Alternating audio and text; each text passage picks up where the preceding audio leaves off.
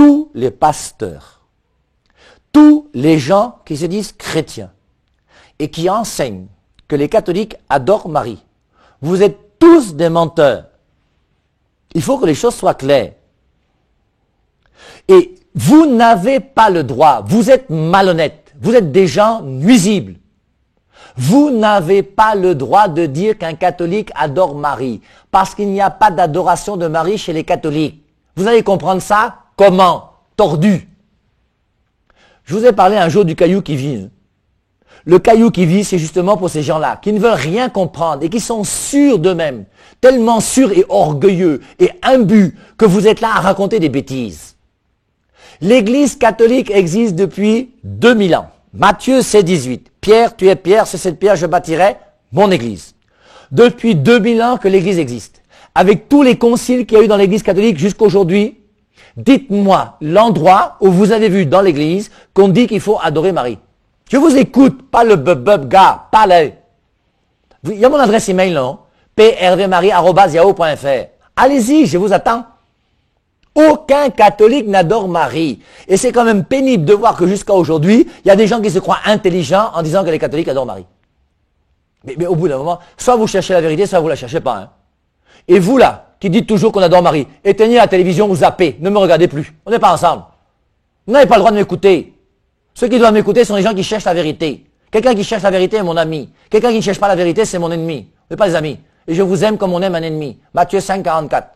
Aimez-vous, il est dit que aimez vos ennemis, priez pour ceux qui vous persécutent. Mais on ne peut pas dire, l'adoration de Marie n'existe pas. Il n'y a pas d'adoration de Marie dans l'Église catholique.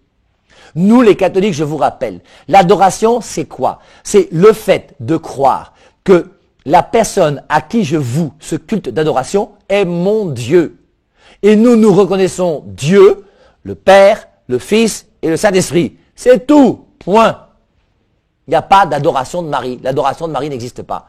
On adore le Père, le Fils, l'Esprit Saint. Je vous rappelle qu'on adore l'Eucharistie parce que nous croyons que le pain que le prêtre consacre n'est plus du pain, mais c'est le corps du Christ. Parce que nous croyons que lorsque Jésus-Christ, dans Luc 22, 19, a dit « Ceci est mon corps », nous croyons qu'il n'a pas menti et qu'il a dit la vérité.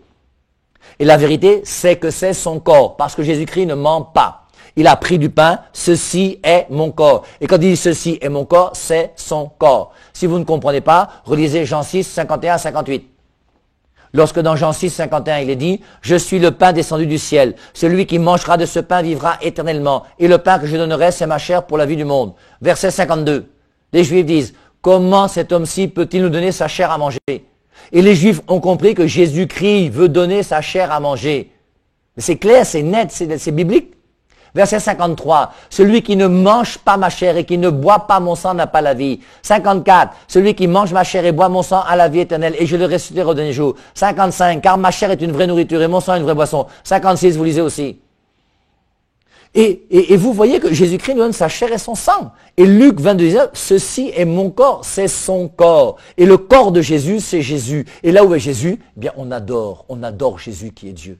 On adore le Père, on adore le Fils, on adore l'Esprit Saint. C'est pour ça que dans l'Église catholique, il y a l'adoration du Saint-Sacrement. On met le Saint-Sacrement dans ce qu'on appelle un ostensoir. On met sur l'autel, on met quelques bougies là, et on se prosterne et on adore notre Dieu. Voilà l'adoration chez nous les catholiques. Tout le reste là, c'est ce que vous inventez au quartier. Donc, et l'adoration de Marie n'existe pas. L'adoration est réservée à Dieu et à Dieu seul. Mais nous avons dans l'Église catholique l'adoration qui est réservée à Dieu et un culte qui est réservé aux saints. Et ce qu'on appelle le culte de Duli. Le culte réservé à Dieu, c'est le culte de latrie, dans lequel il y a l'adoration. Et le culte de Duli, c'est un culte qui est réservé aux saints. On s'est aperçu qu'en allant prier sur la tombe de telle ou telle personne a guéri. On s'est aperçu qu'il y a des saints et des saintes qui font des miracles.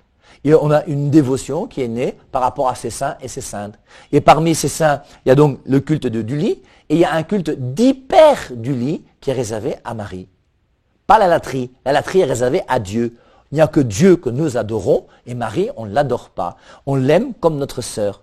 Et on essaye de faire ce que Jésus-Christ nous dit. Jean 19, 27, voici ta mère. Et je dois, en tant que chrétien, chercher à vivre avec Marie une relation qui soit une relation de mère à fils. C'est ma mère. Alors, il est clair maintenant que si vous n'avez pas de mère, vous continuez à vivre. Hein. Les orphelins vivent, non? Il y a plein d'orphelins qui sont là sur Terre, qui ont perdu leur mère et qui vivent. Et tu peux très bien vivre sans mère, je suis d'accord avec toi. Mais le fait d'avoir une mère te rend quand même plus équilibré à tous les niveaux. Et une mère, c'est quand même quelque chose d'important. C'est elle qui t'a porté, c'est elle qui t'a allaité, qui t'a nourri, qui t'a éduqué. Et Marie, c'est son rôle de vouloir nous éduquer, nous amener dans une véritable vie chrétienne. Et c'est pour ça qu'il y a un culte réservé à Marie, qui n'est pas un culte d'adoration qui est réservé à Dieu, mais qui est un culte qu'on appelle un culte du lit. Et c'est pour ça que nous, les catholiques, on aime beaucoup invoquer Marie. Parce que nous croyons que parmi tous les saints qui existent, parmi tous ces saints, il y a Marie qui est la sainte des saintes. Elle a une place spéciale. C'est pas moi qui l'ai voulu. Elle est bénie entre toutes les femmes. Toutes les générations me diront bienheureuse. Voici ta mère. Et il faut donc réfléchir pour voir comment est-ce que nous pouvons vivre cette relation avec Marie. Alors dans l'Église, vous voyez, on a inventé à partir du XIIe siècle, disons, une prière à Marie qu'on appelle le chapelet. Et cette prière, le chapelet qui est consacré à Marie, n'est pas une prière qui est mauvaise. Et je vous rappelle qu'aucun prêtre catholique ne peut être contre le chapelet. Mais moi, ce que je vous dis, c'est que le chapelet n'est pas la meilleure des prières. La meilleure des prières pour moi, c'est la relation amoureuse avec Dieu. On a vu Marie pendant plusieurs séances et Marie n'a jamais récité le chapelet. Marie vivait sa relation avec Dieu. Et en méditant le chapelet, je médite la vie de Marie, la relation entre Marie et Jésus pour que moi je puisse vivre ce que Marie a vécu. Et c'est pour ça que je vous rappelle que moi je souhaiterais que dans le chapelet que vous méditez, vous puissiez méditer non pas les 20 mystères qu'on nous propose, mais tous les mystères des Saintes Écritures. Le jour où vous faites une étude biblique en famille, faites votre étude biblique et après l'étude biblique, dites une dizaine de Je vous salue Marie pour demander à Marie, Marie, toi-même, quand tu as vécu ce passage ou quand tu as médité ce passage, comment l'as-tu vécu? Et c'est pour ça que j'apprécie énormément le pape Jean-Paul II qui a ajouté 5 mystères, les mystères lumineux, aux mystères habituels du chapelet, pour nous faire comprendre qu'il n'y a pas que 15 mystères sur lesquels il faut se focaliser et s'arrêter. Il a ajouté 5, il n'y a pas que 20 mystères sur lesquels il faut se focaliser et s'arrêter. Et je peux très bien méditer tous les passages bibliques en disant une dizaine sur tous les passages bibliques. C'est pour ça que dans les mystères lumineux, il y a même des mystères dans lesquels Marie n'est pas présente. Et je trouve ça magnifique de la part de Jean-Paul II. Maintenant, deuxième chose, vous voyez, par rapport à Marie. D'abord, il n'y a pas d'adoration de Marie chez les catholiques. Que les choses soient claires. Tous les autres, là, si vous continuez à dire une chose pareille, c'est que vous ne cherchez pas la vérité. Jean 8, 44, votre père à vous, c'est le diable parce que vous êtes des menteurs. Que les choses soient claires. Quelqu'un qui est habité par l'Esprit Saint ne peut jamais enseigner que les catholiques adorent Marie. Ça, c'est impossible. Ça ne peut pas venir de l'Esprit Saint. Maintenant, deuxième chose, vous voyez. On va parler maintenant aussi des frères et sœurs de Jésus. Alors, ce qui m'intéresse pour moi, c'est que ce soit un cas d'école. Ça veut dire que ce qu'on va faire là, c'est ce que vous pouvez faire avec tous les reproches qu'on fait à l'Église catholique. Vous avez des gens qui aujourd'hui, en lisant la Bible, vous disent que Jésus-Christ avait des frères et des sœurs. Et ils vous disent ça pourquoi? Parce qu'eux-mêmes ont lu dans la Bible que Jésus-Christ avait des frères et des sœurs. Et vous trouvez ça, je vous donne le premier verset. Vous avez Matthieu chapitre 1, verset 25. Joseph ne connut pas Marie, sa femme, jusqu'à ce qu'elle lui enfantait un fils qu'on appelle Jésus. Donc Joseph et Marie ne se sont pas connus sexuellement. Genèse 4.1. Adam connut Ève, sa femme, et enfantit un fils.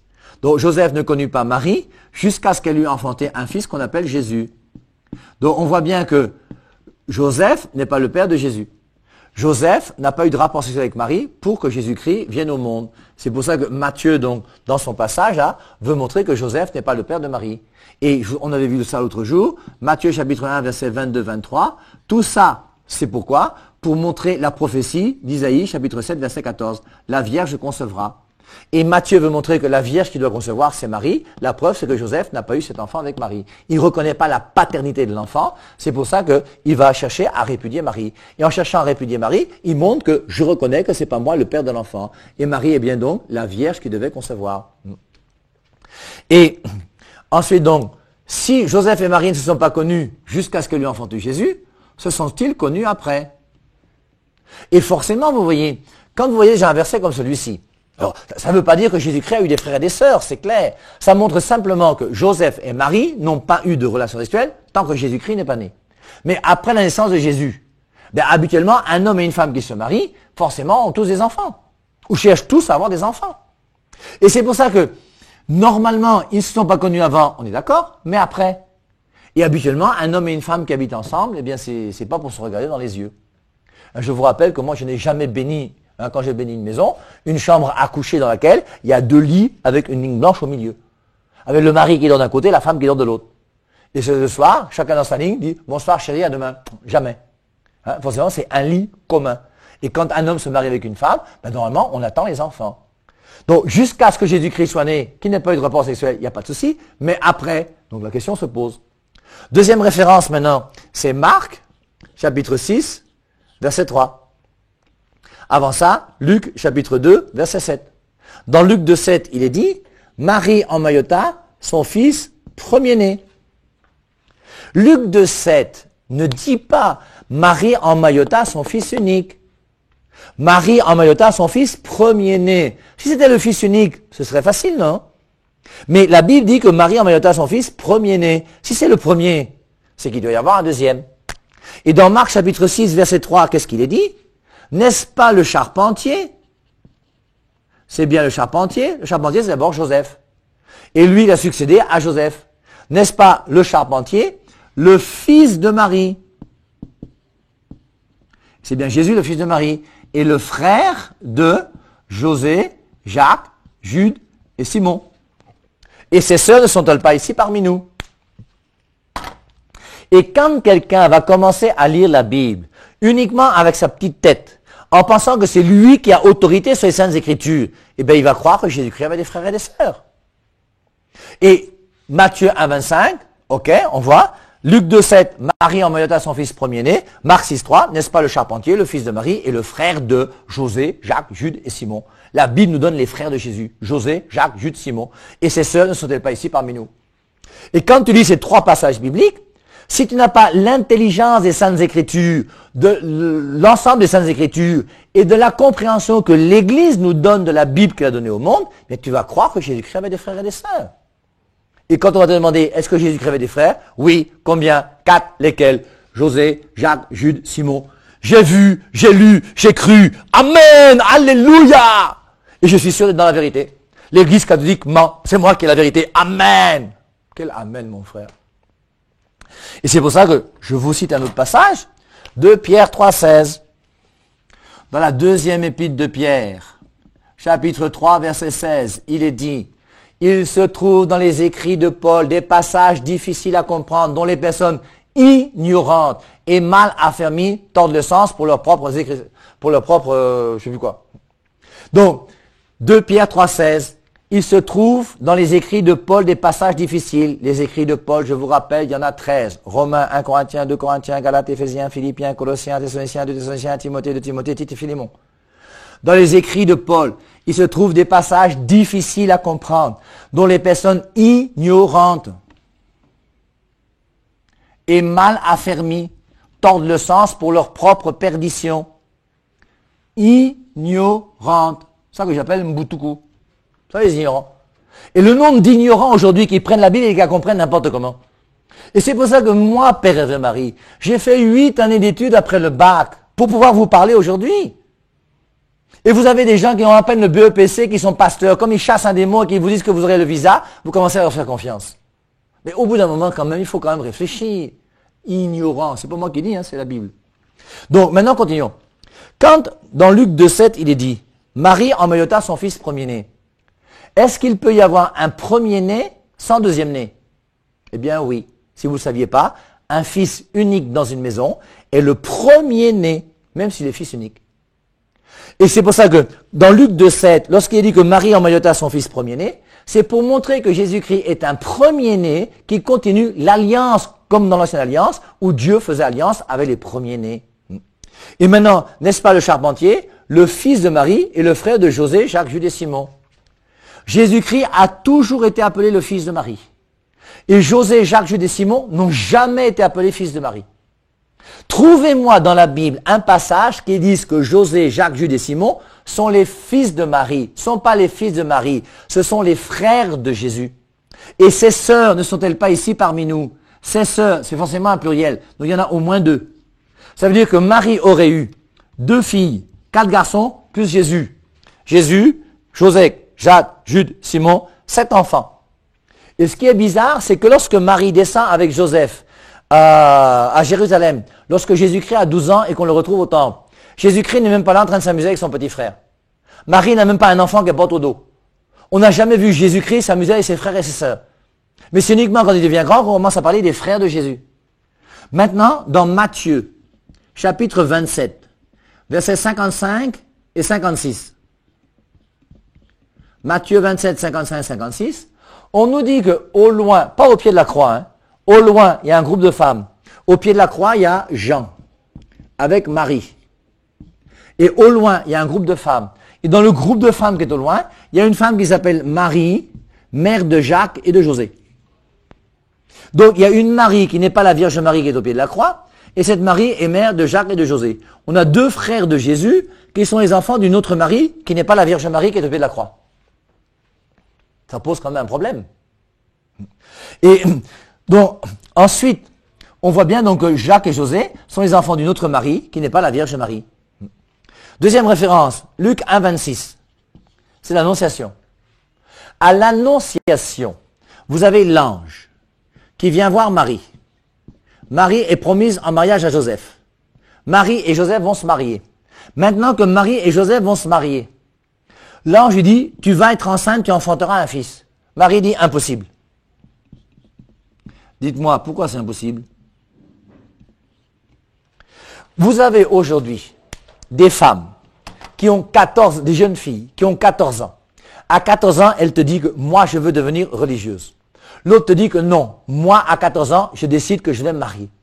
Elle ne sait même pas encore qui est son fiancé. Elle ne sait même pas avec qui elle va se fiancer. Elle n'en sait rien, mais elle sait déjà qu'elle a l'intention de se fiancer.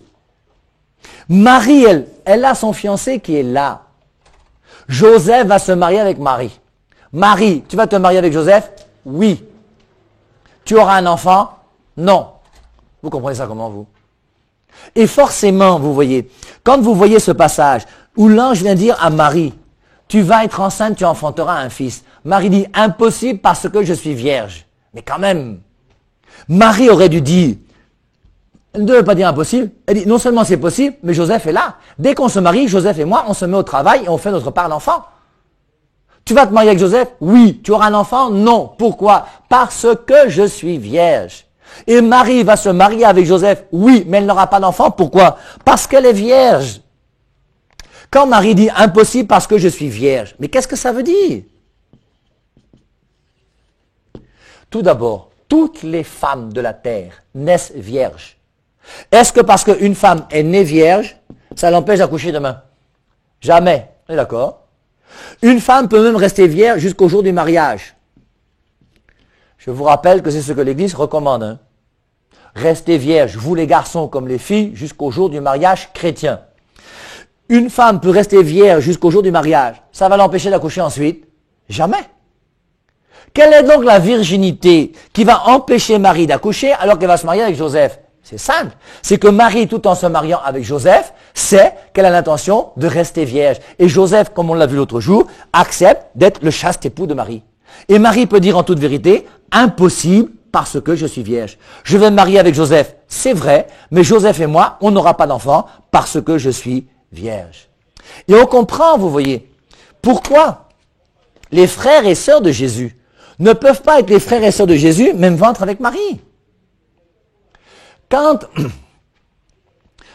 Prenons encore un autre exemple, Jean 19, 27.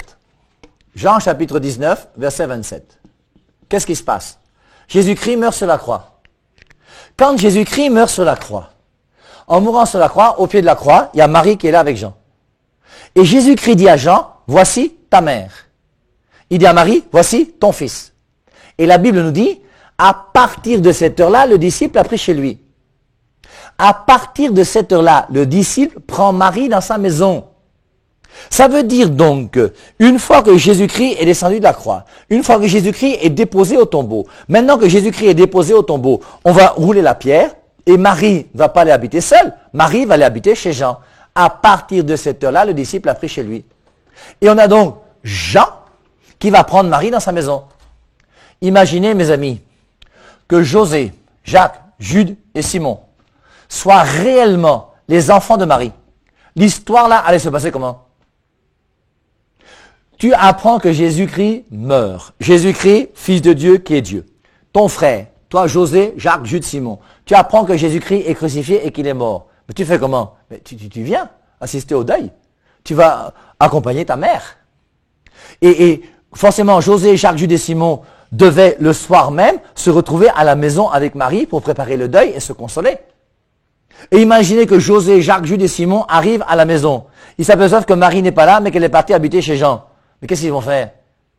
Direction Jean. Ils vont dire, Jean, merci d'avoir gardé Marie pendant quelque temps. Maintenant, maman, on est déjà là. Prends ton sac, on rentre à la maison. Et il est clair que José, Jacques, Jude et Simon, s'ils étaient les vrais fils de Marie, n'auraient jamais accepté que Marie aille habiter chez Jean. Jésus-Christ n'aurait jamais donné sa mère à Jean si Jésus-Christ avait des frères et des sœurs. Et c'est pour ça qu'au bout d'un moment, il faut quand même qu'on essaie de comprendre les Écritures d'une manière vraie. Donc, quand on parle des frères et sœurs de Jésus, il faut comprendre que les frères et sœurs de Jésus, ce sont ses frères du village. Et que Marie n'a pas accouché d'autres enfants que Jésus. Marie a un seul fils qui est Jésus. Et en plus, vous voyez, mettez-vous à la place de Joseph. Tu as une femme qui a été choisie par Dieu. Marie qui aime aussi beaucoup Dieu. Marie et Dieu s'organisent ensemble. Le Fils de Dieu arrive. Toi-même, tu peux manger la nourriture des grands. Tu vas faire comment pour essayer toi aussi maintenant de t'amuser avec Marie qui est la femme que Dieu a choisie. Entre Dieu et toi, il y a match. Mais quand même, Marie n'est pas une femme qui fait des enfants comme ça en désordre avec n'importe qui et n'importe quand. Et c'est pour ça que Marie consacrée à Dieu a fait Il y a une question que les jeunes posent souvent en catéchèse.